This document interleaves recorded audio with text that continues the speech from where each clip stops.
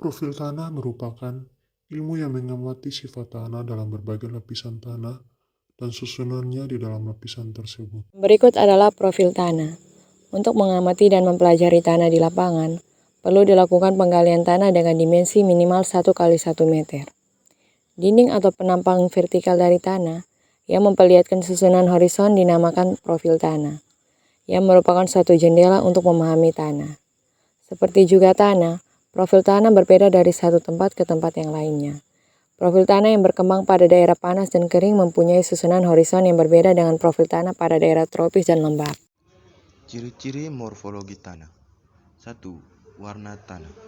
Warna tanah merupakan sifat atau ciri tanah yang paling mudah dibedakan di lapangan.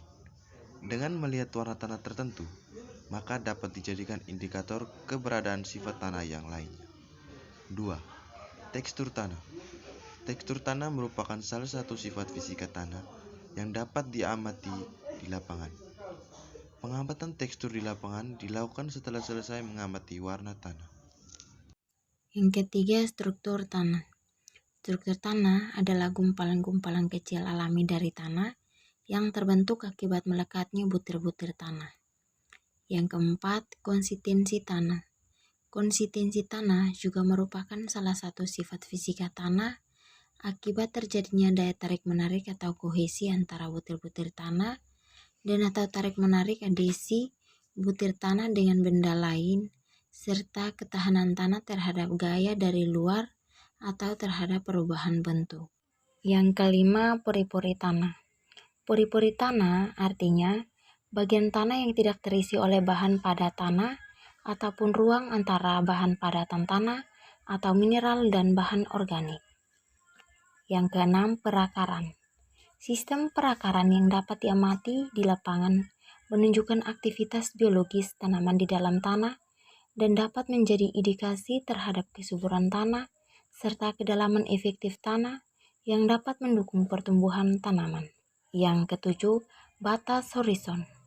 Untuk menjelaskan batas horizon yang diamati pada profil tanah, dapat dibedakan atas dua, yaitu ketajaman batas horizon satu sama lain dan bentuk topografi dari peralihan horizon. Klasifikasi tanah. Tanah diklasifikasikan ke dalam ordo Epiphyseal karena mempunyai horizon berdiri berupa horizon kambik dan bersifat tidak rapuh. Rezim kelembapan ustik sehingga pada kategori subordo diberi nama ustep.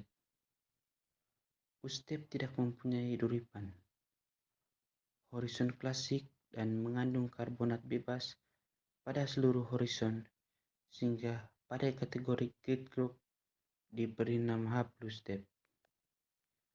Pada kategori subgroup keempat, Prof I diklasifikasikan berbeda berdasarkan ciri yang lebih spesifik.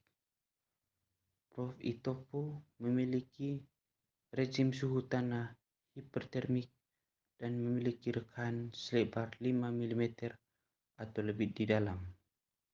125 cm dari tanah mineral yang mencapai ketebalan 30 cm dan agregat berbentuk baci, sehingga pada kategori subgroup diberi nama udertik haplostep.